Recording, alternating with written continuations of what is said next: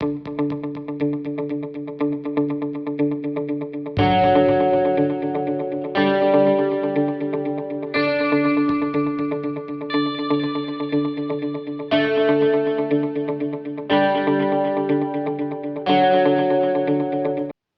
Friends, welcome to our channel.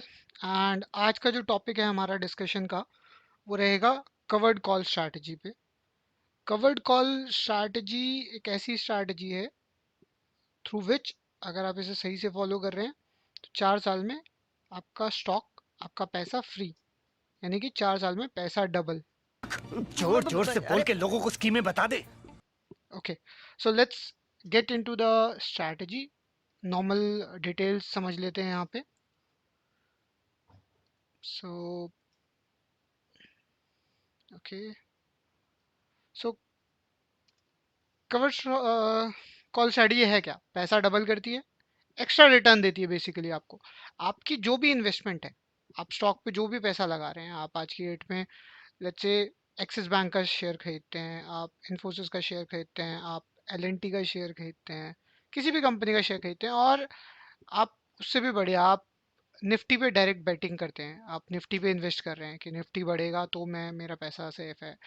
या bank Nifty पे पैसा लगा रहे हैं, ठीक है, आप बैंकिंग सेक्टर में, आप बैंक निफ्टी के इंडेक्स पे आप पैसा लगा रहे हैं।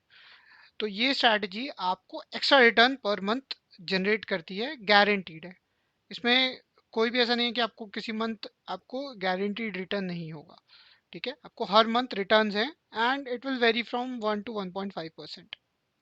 ओके, फंडा इसका सिंपल है। आप एक स्टॉक खरीदते हैं एंड उसके कॉरस्पॉन्डिंगली उसी मंथ का एक कॉल ऑप्शन सेल करते हैं नियर एक्सपायरी का। नियर एक्सपायरी जनरली स्टॉक्स के केस में मंथली एक्सपायरीज रहती है, यानी आप जो कॉन्ट्रैक्ट हैं सब, यहाँ पे काफ़ी लोग मे बी नहीं जानते हो, कॉल और पुट ऑप्शन ये कॉन्ट्रैक्ट चलते हैं। अगर आप इसको सिंपल टर्म्स में बोलें, अगर मार्केट ऊपर जा रहा है, स्टॉक का प्राइस ऊपर जा रहा है मंथ में, तो कॉल का जो भाव है, कॉल का जो प्राइस है वो ऊपर जाएगा। सिमिलरली पुट होता है, वो नेगेटिव साइड पे कॉन्ट्रैक्ट होता है। अगर भाव नीचे गिर रहा है तो पुट का प्राइस बढ़ेगा, अगर ऊपर जाएगा शेयर तो पुट का प्राइस गिरेगा।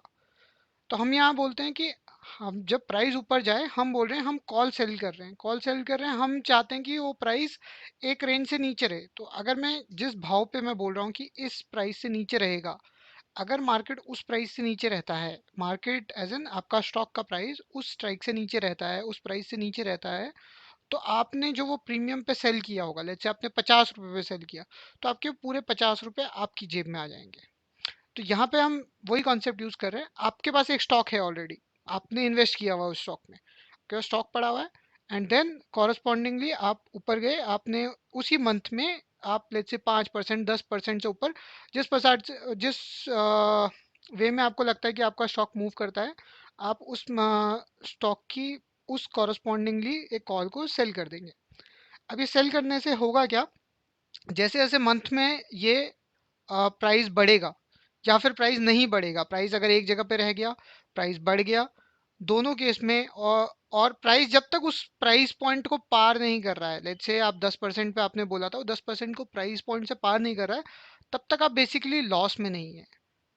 लेकिन अगर लेट्स से वो 10% को पार कर जाता है, तो 10% के बाद भी जितना आपको प्रीमियम मिला है, यानी वो 50 रुपये, आप उस 50 रुपये तक भी लॉस में नहीं रहेंगे। 50 रुपये के बाद आपको लॉस होगा, लेकिन वो सिर्फ आपको इस कॉल ऑप्शन में होगा। लेकिन एट द सेम टाइम आपका जो ओरिजिनल स्टॉक है वो 10 से ऊपर परसेंट बढ़ चुका है, आपका 10% से स्टॉक मूव कर चुका है, तो आप एनीवेज उधर आप 10% से ऊपर प्रॉफिट इस मंथ गॉज कर चुके हैं अपने स्टॉक में।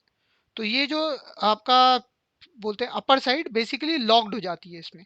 लेकिन हर मंथ ये फायदेमंद इसलिए है क्योंकि हर मंथ आपका स्टॉक 10% मूव नहीं करता है। आप कोई भी स्टॉक लेते हैं, कई बार नेगेटिव भी जाएगा, कई बार नीचे डिप में भी रहेगा, कई बार ऊपर जाएगा तो 5% मूव कर रहा है एक मंथ में, 6% मूव कर रहा है। इन टोटालिटी बहुत ही कम मंथ्स रहते हैं जिसमें ऐसा प्राइस का मूवमेंट बहुत हैवी आता है। ठीक है, उसमें भी आप चाहे तो एडजस्टमेंट कर सकते हैं, नहीं तो अगर आप एडजस्टमेंट नहीं करते हैं तो उस मंथ कॉल ऑप्शन में जो नुकसान होगा, that is actually being covered by your stock itself. So आपको आपको इन टोटालिटी में आपके अकाउंट में लॉस नहीं है। ओके, इसके जनरल रूल्स देख लेते हैं। कब खरीदना चाहिए? इसमें जो स्टॉक की क्वांटिटी होनी चाहिए आपके पास, वो एक फ्यूचर कॉन्ट्रैक्ट वैल्यू के बराबर होनी चाहिए। अब कैसा है कि हम लोग आते हैं, हम इन्वेस्ट करते हैं, 10,000 रुपये इन्वेस्ट कर लिए, 1 लाख रुपए इन्वेस्ट कर लिए। तो अगर आप ऐसे कर रहे हैं तो ये उसमें स्ट्रैटेजी काम नहीं करेगी। आपको जो इन्वेस्टमेंट करना है, it should be equal to a future contract value. अभी जो फ्यूचर कॉन्ट्रैक्ट की वैल्यू है ये हर स्टॉक के अगेंस्ट डिफर करती है। So let's say Axis Bank का अगर हम स्टॉक देखते हैं तो एक्सिस बैंक की क्वांटिटी है 1200। सो आपके पास 1200 शेयर्स आपके एक्सिस बैंक के होने चाहिए, तब आप ये स्ट्रैटेजी आप अप्लाई कर सकते हैं। सो आपके पास 1200 के मल्टीपल में है तो आप एक कॉल राइट कर सकते हैं। 1200 इंटू टू है, यानी आपके 2400 शेयर्स पड़े हैं तो आप 2400 राइट कर सकते हैं। सिमिलरली निफ्टी में अगर जाते हैं हम, तो निफ्टी का भी शेयर का जो फ्यूचर कॉन्ट्रैक्ट की जो क्वांटिटी है, मिनिमम क्वांटिटी है, वो 50 है। तो अगर आपके पास कॉरस्पॉन्डिंगली 50 निफ्टी के बराबर वैल्यू आपके पास पड़ी है, then you can basically write call in Nifty. Similarly Bank Nifty में 25 क्वांटिटी है। ठीक है, तो हर स्टॉक का वेरी करता है। एस बी आई सी का आई थिंक 1500 है। अगर आप एस बी आई बैंक में इन्वेस्ट करते हैं तो एक्सिस बैंक का आई थिंक 1200 है। So it differs from you know I think stock to stock. I think TCS का 150 है। सो जनरली जितना महंगा स्टॉक है उसके क्वांटिटी भी थोड़ा कम होते हैं। सो निफ्टी ये सब 17,000 प्लस का एक यूनिट है निफ्टी का, तो इसलिए 2550। बैंक निफ्टी 35,000 में है तो वहाँ 25 है, या निफ्टी 17,000 में है तो 25 है, सॉरी 50 है। सो ये आप डिफर करता रहेगा। तो आपके पास जो इन्वेस्टमेंट होना चाहिए, ठीक है, वो एक फ्यूचर कॉन्ट्रैक्ट वैल्यू के बराबर होना चाहिए। ठीक है, अब क्वेश्चन दूसरा ये आता है, ठीक है, इसे करना कब है, एज एन किस टाइम पे आप करें कि आपको बेस्ट रिटर्न्स मिले। तो जैसे अगर हम अभी जनवरी में हैं, ओके, सो अगर आप जनवरी से आपको फरवरी का जो कॉल ऑप्शन मिलेगा अभी फरवरी एंड का, तो 3 मंथ की एक्सपायरी चलती है जनरली, जनवरी एंड, फरवरी, मार्च। सो अभी हम जनवरी में है जैसे, तो हर मंथ आपके पास 3 कॉन्ट्रैक्ट हमेशा अवेलेबल होंगे जिस भी मंथ में हो। आप जनवरी में बैठे हैं तो आपको जनवरी मंथ के कॉन्ट्रैक्ट्स अवेलेबल होंगे, फरवरी के होंगे और मार्च के होंगे। आप जैसे ही फेब में जाएंगे तो जनवरी एक्सपायर हो चुका होगा, जनवरी खत्म हो जाएगा, तो आपके पास फेब, मार्च और अप्रैल के अवेलेबल होंगे। सो हमेशा 3 मंथ्स के कॉन्ट्रैक्ट्स आपके पास अवेलेबल होते हैं मार्केट में। निफ्टी के केस में ईयरली कॉन्ट्रैक्ट्स भी अवेलेबल होते हैं। तो अगर जिसको ईयरली भी अगर बेट करना है तो वो ईयरली भी बेट कर सकता है, बट निफ्टी का नहीं, तो इन जनरल स्टॉक्स के केस में आपके पास 3 मंथ्स के कॉन्ट्रैक्ट वैल्यू रहती है। अब यहाँ पे आपने देख लिया कि ठीक है मेरे पास मैंने फ्यूचर कॉन्ट्रैक्ट की वैल्यू ले ली। अब मैं जनवरी के थर्ड वीक में हूँ, तो मैं थर्ड वीक में फेब्रवरी एंड की एक्सपायरी का प्रीमियम पकड़ूंगा। सो मेरे पास जो भी फेब्रवरी एंड के प्रीमियम मुझे दिखेंगे, मैं स्टॉक समझता हूँ कि मेरा स्टॉक 10% से ज़्यादा मूव नहीं करेगा इस मंथ। ठीक है, वाइल्ड गेस में मैं 10% ले रहा हूँ, इन जनरल एवरेज पे 10% का मैक्सिमम मैं मूव मान रहा हूँ इस मंथ होगा। तो 10% से ऊपर का जो भी मुझे कॉल प्राइस दिख रहा है, वो प्रीमियम पकड़ के मैं सेल करूंगा। उसे सेल करने से क्या होगा, अब जैसे जैसे ये फरवरी एंड आता जाएगा, ये प्रीमियम की वैल्यू घटती चली जाती है। तो जितनी घटेगी हमारा वो फायदा है, वो बेसिकली हमारा प्रॉफिट होता चला जा रहा है। ठीक है, at the end of the month it will be zero. Expiry के दिन अगर वो आउट ऑफ द मनी है, out of the money as an, अगर प्राइस मेरा वहां तक पहुंचा ही नहीं। सो लेट्स से मैंने 10% का एक प्राइस पकड़ा था 600 रुपये। सो 600 रुपये की मैंने कॉल सेल की थी, मैंने बोलता कि प्राइस 600 से नीचे ही रहेगा, और इस नीचे रहने के लिए मैं 50 रुपये मेरे को दो। तो ऐसा प्रीमियम मैंने कलेक्ट किया था, प्रीमियम बोलते हैं इसको। तो जब 600 रुपये से अगर वो प्राइस नीचे ही रहेगा लास्ट एक्सपायरी, यानी फेब की एक्सपायरी तक, एंड ऑफ द मंथ तक, जो भी एक्सपायरी की डेट रहती है, लास्ट लास्ट थर्सडे होती है हमेशा, लास्ट वीक का लास्ट थर्सडे। तो अगर तब तक मेरा वो प्राइस वहां तक नहीं रीच होगा, तो देन वो सारा प्रीमियम मेरी जेब में आ जाएगा। अब इसमें फ़ायदा एक ये है, मान लो मेरा स्टॉक बढ़ता है इस मंथ 5%, 5% स्टॉक बढ़ा, 1 या 1.5% की वैल्यू का मुझे, मेरे को प्रीमियम आ गया अकाउंट में। मुझे कितना परसेंट मिल गया यहाँ पे, 5 + 1.5%, 6.5% रिटर्न। अगर मैंने स्टॉक ऐसे ही छोड़ा होता तो 5% रिटर्न आता। दूसरा केस पकड़ते हैं, अगर ये मेरा स्टॉक आज इस महीने, जब मैंने ये प्रीमियम मैंने सेल किया, उसके बाद यहाँ से 3% नीचे गिर जाता है। ठीक है, अगले मंथ वो नीचे चले जाता है 3%। तो स्टॉक में तो 3% की गिरावट आ गई। ठीक है, तो आइडियली इस मंथ मेरे स्टॉक ने मुझे कोई रिटर्न नहीं दिया है, लेकिन वहां पे जो प्रीमियम था वो तो मेरे 600 पे टच ही नहीं हुआ, वो तो बहुत ही नीचे चले गया। तो मुझे वहां पे वो 1.5% हाथ पे रिटर्न आ गया, वो मेरे अकाउंट में कैश आ गया। तीसरा सिनेरियो, मेरा प्राइस यहीं का यहीं रहा, 1-2 रुपए ऊपर नीचे करते करते सेम प्राइस के अराउंड पे ही, 5 रुपए 2 रुपए ऊपर नीचे करते हुए वहीं पे प्राइस एक्सपायरी तक, अगली एक्सपायरी फेब के एंड तक वहीं पे रहा। तो उस केस में भी प्राइस मूवमेंट नहीं हुआ, 600 टच नहीं हुआ, तो मैं प्रॉफिट में हूँ। तो अभी हम इसे सिस्टम पे भी देखेंगे कैसे प्रीमियम्स दिखते हैं, कैसे कहाँ पे से हम उन्हें देख सकते हैं, यूज कर सकते हैं, देन कर सकते हैं। इसमें एडजस्टमेंट की नीड होती नहीं है कि आप एडजस्ट करने लगे अपने पोजीशन, बट अगर लेट्स से अगर आपका प्राइस बहुत शार्प मूवमेंट दिख रहा है और आपको लग रहा है अभी इस मंथ और मूवमेंट बहुत हो सकता है, लेट्स से अगर आपको लग रहा है बीच में 10% मूव हो गया, आपको लग रहा है अभी 20% जाएगा ये, ठीक है, तो आप जब 10% के क्लोज आने लगे तो आप उस कॉल से एग्जिट कर सकते हैं और उससे ऊपर की कोई कॉल बेच सकते हैं।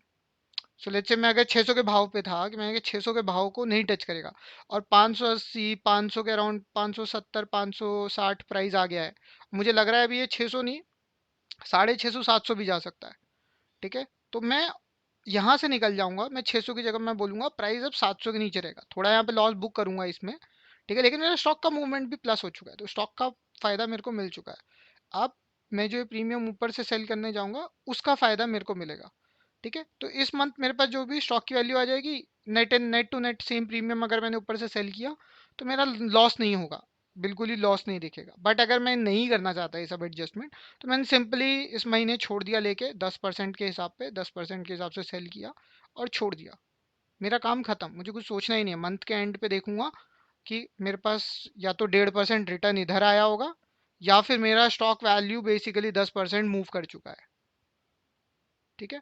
तो जनरल आइडिया में हम इस तरह से इस स्ट्रैटेजी को अप्लाई करते हैं, ठीक है। एडवांटेजेस एंड डिसएडवांटेज देख लेते हैं। एडवांटेज तो सिंपल है, 1.5% रिटर्न, 1 से 1.5% पर मंथ, बेसिकली वही आपका एक एफडी का रिटर्न हो जाता है, अगर आप बोल रहे हैं तो 1 से 1.5% का आपका एफडी का रिटर्न आ जाता है। एफडी के इनफैक्ट एफडी से ज़्यादा, एफडी आज के डेट में 6-7% पे देता है, अगर कॉर्पोरेट एफडी में चले जाओगे तो 7 साढ़े 7 तक भी जाता है, ठीक है। तो आपको ये अराउंड 12% पर मंथ के हिसाब, 12% पर ईयर के हिसाब से आपको यहाँ पे रिटर्न्स मिल रहे हैं। और अगर ये स्ट्रैटेजी आप सही से फॉलो कर रहे हो, ठीक है, तो आप बेसिकली 4 साल में आप इससे उतना पैसा आप अपना निकाल लोगे कि आपका स्टॉक वैल्यू जो आपने इनिशियली इन्वेस्टमेंट किया था, ठीक है, उसके अराउंड पे आ जाएगा। सो लेट्स से अगर मेरा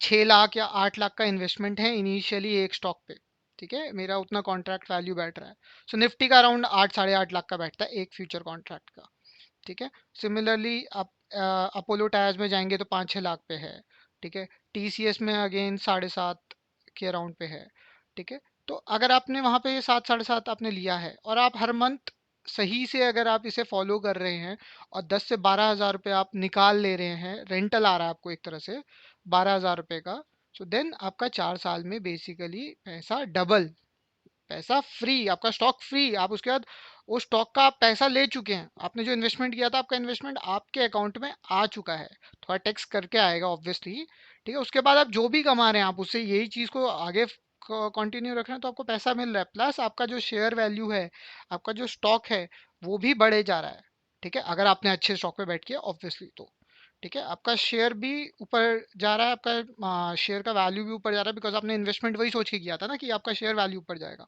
ठीक है। This is an added cream on the top of your cake, आपने लिया, आप उसके ऊपर से 1 से 1.5% और ऊपर से कमा रहे हैं, ठीक है। सो सारे HNIs, सारे बड़े इन्वेस्टर्स इस टेक्निक को यूज करते हैं। नाउ इसमें एक छोटा सा कैच नहीं है, बट बेसिकली जो कौन ये है कि आपको इसके लिए कॉल राइटिंग के लिए ऑब्वियसली मैंने 8 लाख का इन्वेस्टमेंट किया, 6 लाख का इन्वेस्टमेंट किया मेरे एक स्टॉक पे, ठीक है। तो 6 से 8 लाख में मैंने जब ये अपना स्पेयर मनी जो है मुझे चाहिए ना, 1-2 लाख मेरे को अलग से चाहिए ये कॉल राइटिंग करने के लिए, बिकॉज वो कॉल राइटिंग का जो कॉन्ट्रैक्ट होगा उसको राइट करने के लिए भी मुझे पैसा चाहिए, ठीक है। Now there is one more facility available आपके हर ब्रोकिंग हाउस में आज की डेट में है।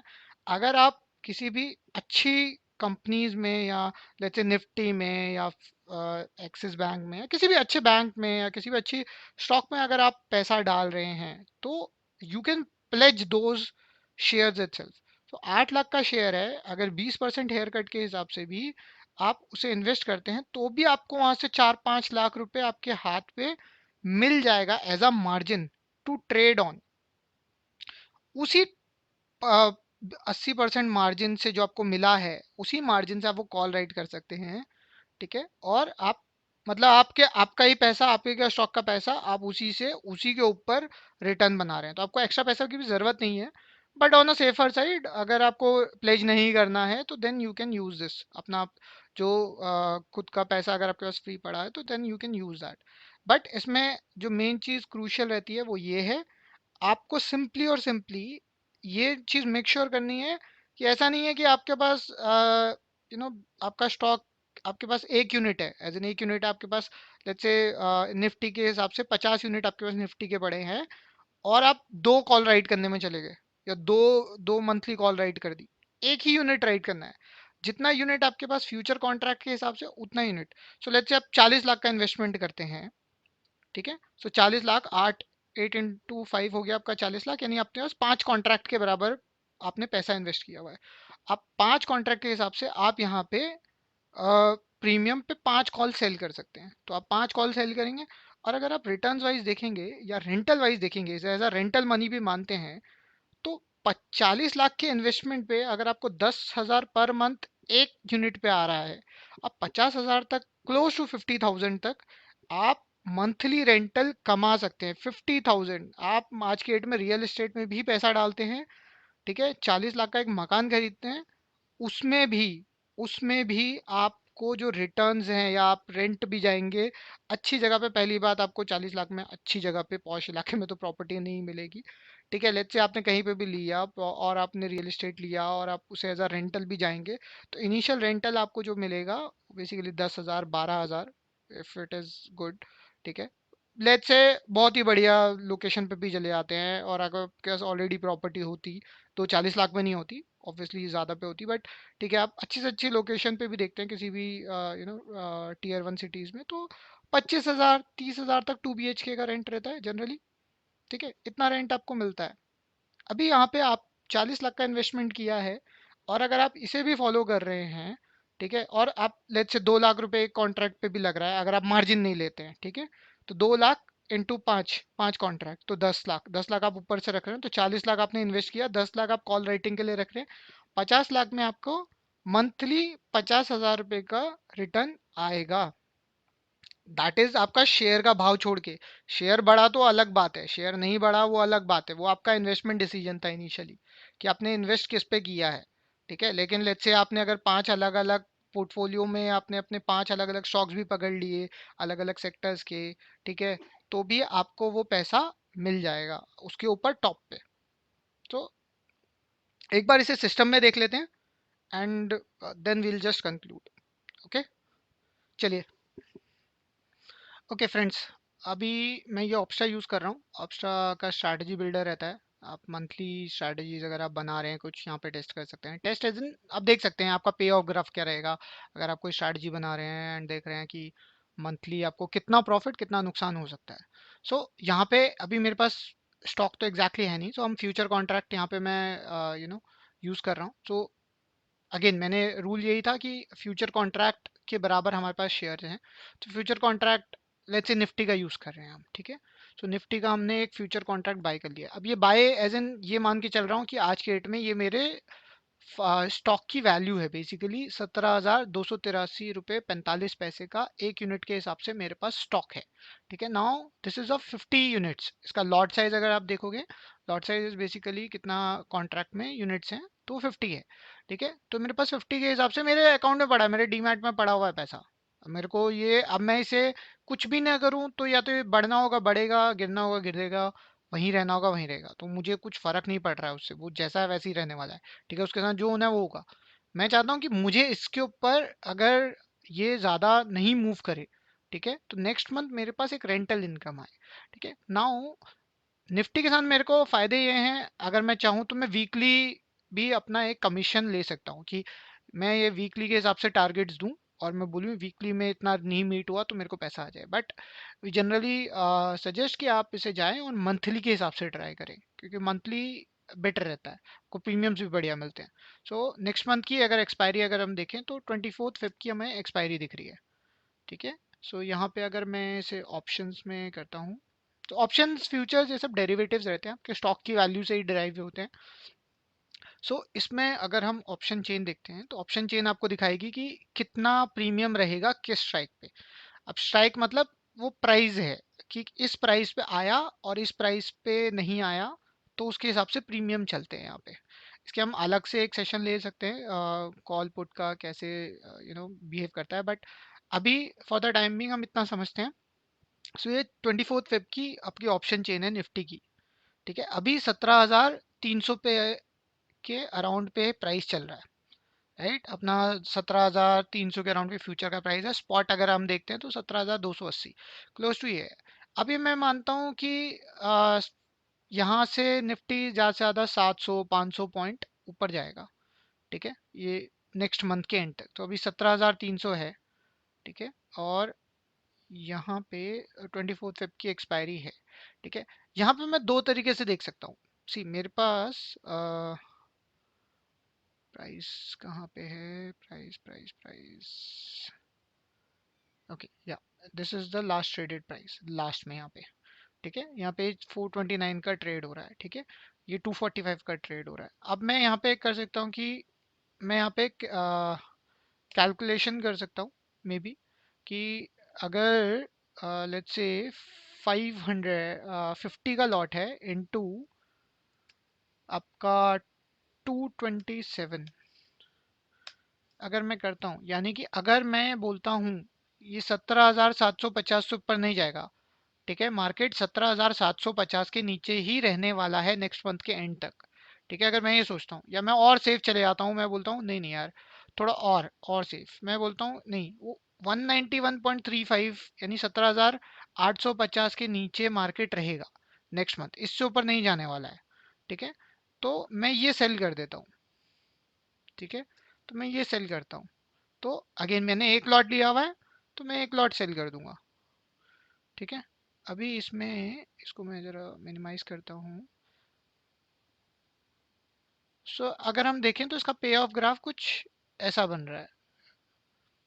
ओके, सो बेसिकली मेरा यहाँ पे प्रॉफिट लॉक हो गया है।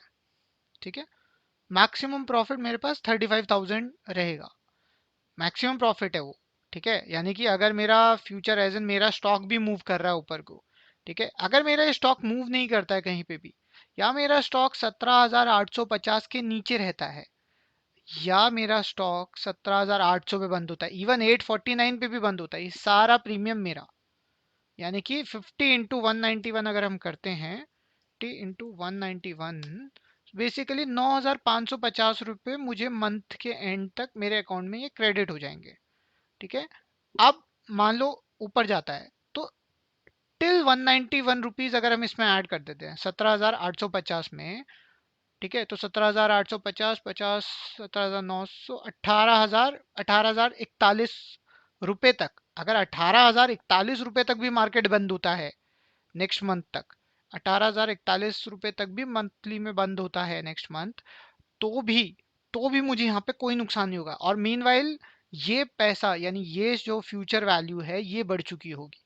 इसीलिए मेरा ये जो मैक्सिमम यहाँ पे प्रॉफिट दिखा रहा है 35,000 दिखा रहा है, ये मैक्सिमम मतलब मेरा स्टॉक भी बढ़ गया, मेरा फ्यूचर भी बढ़ गया, और मेरे स्टॉक ने मैक्सिमम क्रॉस करके चले गए फ्यूचर को। ठीक है, और या स्टॉक नीचे भी रह गया बीच में, तो भी मेरे को मेरे ये कॉल की राइटिंग के पैसे मिल गए। सो मेरे को ये प्रीमियम से मतलब है। मेरे को 10%, 12%, मेरे को पता है मेरा प्रॉफिट लॉक हो रहा है, लेकिन हर मंथ 10% मूव नहीं आता है, हर परसेंट 12% मूव नहीं आता है। ठीक है, निफ्टी का अगर हम यहाँ चार्ट देख लेते हैं, तो ये 5 मिनट का चार्ट है, इसको मंथली पे शिफ्ट करते हैं। सो ये मंथली चार्ट है, राइट। तो अगर हम इसमें ये सब बंद कर देते हैं, okay, let's just close everything. Okay, सिर्फ प्राइस रखते हैं सामने। ओके, ये तो अपना कोरोना का कैंडल है, जब कोरोना आया था। इन जनरल अगर हम देखते हैं जो बड़ी बड़ी हमें ग्रीन कैंडल दिख रही हैं, कितने मूवमेंट्स कितने मूव हुए हैं। ठीक है, इस मंथ हुआ है 11% का मूव। ठीक है, ये भी जब कोरोना के बाद एकदम से मार्केट ने रिकवर किया था, तो these are some different times, but हर मंथ नहीं किया 11%। इस मंथ कितना हुआ है? 7% का मूव आया मार्केट में। इस मंथ कितना मेरा स्टॉक, अगर मेरे पास स्टॉक होते तो इस मंथ मेरा 3% स्टॉक गिर गया है ऑलरेडी। ठीक है, इस मंथ देन अगेन कुछ 5% 4% मूव रहा होगा। इस मंथ ये 2 मंथ कुछ नहीं हुआ है, मेरा प्राइस जहां था वहीं खड़ा रह गया, या थोड़ा गिर ही गया इनफैक्ट। ओके, उससे पहले जब ये ग्रेजुअली ग्रो कर रहा था हर मंथ पे या कुछ गिर रहा था, तो कितना कितना मूव होते थे। ठीक है, ये कितने मूव हैं, कितने परसेंट मूव है? 9%, 10%। सो 10% के हिसाब से मैं मान के भी चलूँ, ऑन एन एवरेज 10% का मूव आ रहा है, तो 10% के हिसाब से मैं लॉक इन करता हूँ, तो उस हिसाब से मैं प्रीमियम देख सकता हूँ। मैं दो तरह से प्रीमियम यहाँ पे ले सकता हूँ, या मेरे को इतना रेंटल चाहिए, ठीक है, स्टॉक मूव करता रहेगा कोई बात नहीं, एक मंथ मूव करेगा दूसरे मंथ नहीं करेगा, ठीक है, देन लेकिन मेरा रेंटल मुझे हर मंथ इतना चाहिए, तो मैं उस हिसाब से प्रीमियम चुनूंगा। या फिर मैं चुनूंगा कि भाई मेरे को पूरा मैक्सिमम बेनिफिट निकालना है, तो मैं 10% के हिसाब से, मेरे को पता है ये मेरा stock 9% 8% max to max 10% move करता है, तो मैं उसके बाहर का प्रीमियम चुनूंगा। राइट, एंड देन आप जिस भी स्टॉक में होते हैं आपको पता होता है जनरल मूवमेंट कैसे रहते हैं। तो ये निफ्टी का है, अगर आप देखोगे इसमें यहाँ पे 3 फेब की भी एक्सपायरी है, 10 फेब की भी एक्सपायरी है, तो आप किसी भी एक्सपायरी का भी, अगर आपको वीकली चाहिए, ठीक है, तो 3 फेब की अगर आप यहाँ पे ले रहे हैं, ठीक है, और इसको हम डिलीट कर देते हैं, लेट्स से अगर हमने इसे डिलीट किया, ठीक है, और यहाँ पे हमने बोला 3 फेब की ऑप्शन, ओके, यहाँ पे ऑप्शन चेन में गए। अब यहाँ पे ऑब्वियसली प्रीमियम कम होंगे कि मार्केट इतना मूव नहीं करेगा, ठीक है, लेकिन मैं बोल रहा हूँ ठीक है यार, मेरे को ना ये यहीं तक मूव करने वाला है, मेरे को ये 17,700 से ऊपर मूव नहीं करने वाला है। ठीक है, 3 फेब तक, 3 फेब कितना है, एक एक हफ्ते के अंदर, ठीक है। सो एक हफ्ते के अंदर इससे ज़्यादा मूवमेंट नहीं होने वाला है, मेरे को पता है इतना ही मूवमेंट होगा, या मैं इतना सोच रहा हूँ। ठीक है, अगेन मैं 123 × 5 पे ले जाऊंगा अपने पास, 12 5 ये 6,000 रुपये। राइट, 6,000 रुपये मैं रिटर्न ले जाऊंगा एक हफ्ते में, एक हफ्ते में 6,000 ले जाऊंगा, अगर इससे ऊपर मूवमेंट नहीं गया या इतने तक भी मूवमेंट नहीं। ओके, सो निफ्टी में आप वीकली भी ले सकते हो, मंथली भी ले सकते हो, बट अगर आप स्टॉक में इन्वेस्टेड हो, ठीक है, अगर आप स्टॉक में इन्वेस्टेड हो, सो लेट्स से मेरे पास स्टॉक है अपोलो टायर।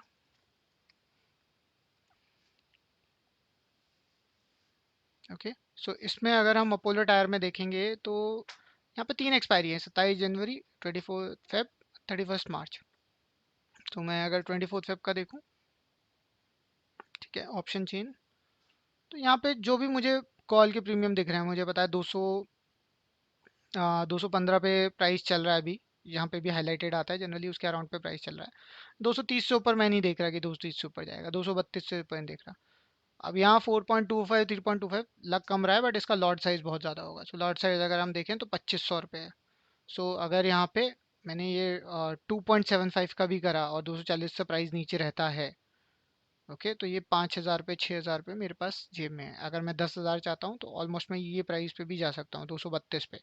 ठीक है, कि मेरे को लग रहा है 227 से ऊपर प्राइस नहीं रहने वाला है। ठीक है, फेब्रवरी एंड तक, इस डेट तक, 24 फेब तक। सो मैं यहाँ पे उसी कॉरस्पॉन्डिंगली मैं इसको सेल कर दूंगा, तो मेरे को 10,000 रुपये हाथ पे आ गए, और 10,000 रुपये मैं लेके अपना चिल मार सकता हूँ, जो करना है करो। ठीक है, सो ये रहता है। बट अगर इन्वेस्टमेंट करना है इस तरह से बड़ा investment, because obviously 8 lakh 5 lakh 2500 का अगर हम लॉट साइज देखते हैं, या 50 का लॉट साइज देखते हैं, तो जनरली निफ्टी में इन्वेस्ट करना ज़्यादा बेटर रहता है, because it is like a mutual fund. ठीक है, निफ्टी का निफ्टी बीज आप खरीद सकते हैं, डायरेक्ट इंडेक्स है, डायरेक्ट इंडेक्स नहीं होता है, तो उसके लिए ईटीएफ खरीद सकते हैं निफ्टी बीज का।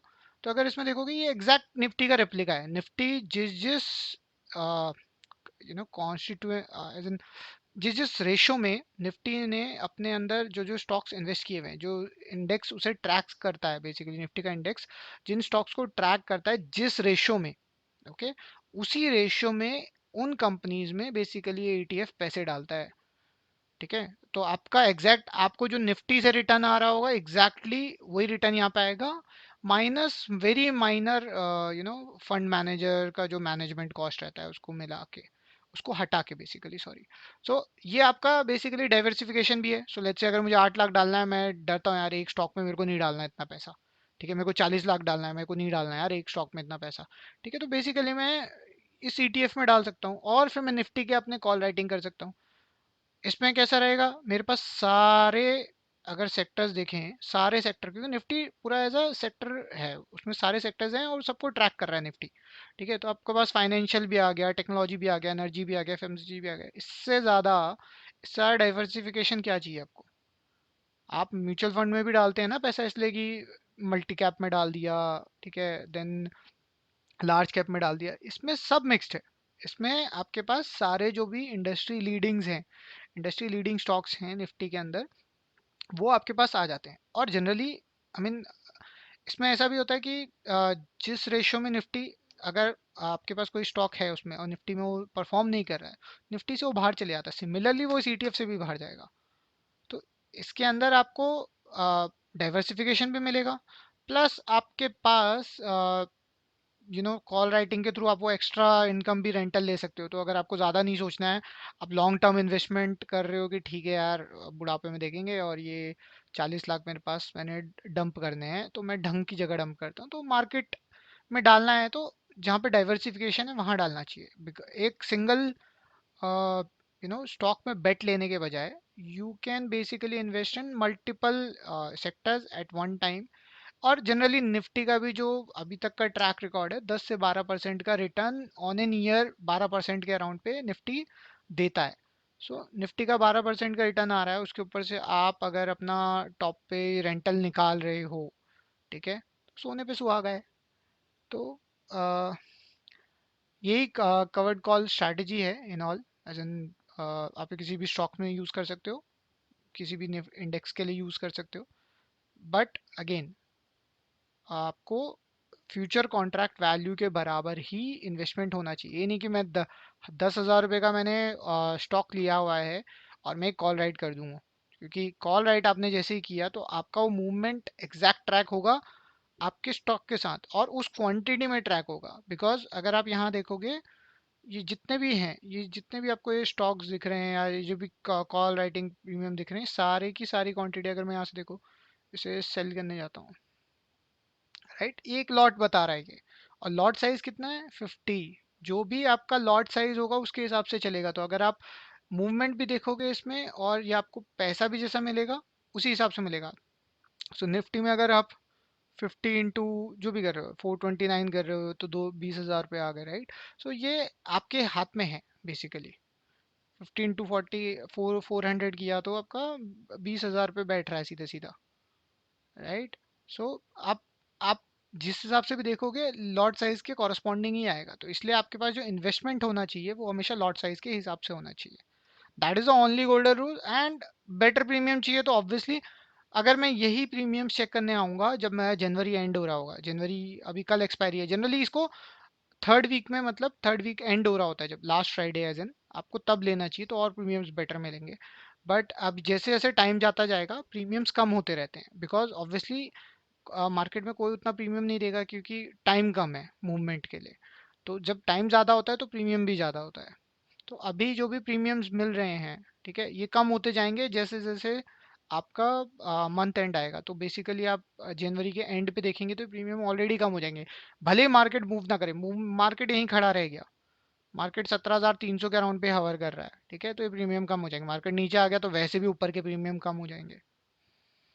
ओके, सो ये हमारी कवर्ड कॉल स्ट्रैटेजी थी। Hope you like it. And अगर वीडियो ठीक लगा हो तो like and subscribe. Thank you. Good day.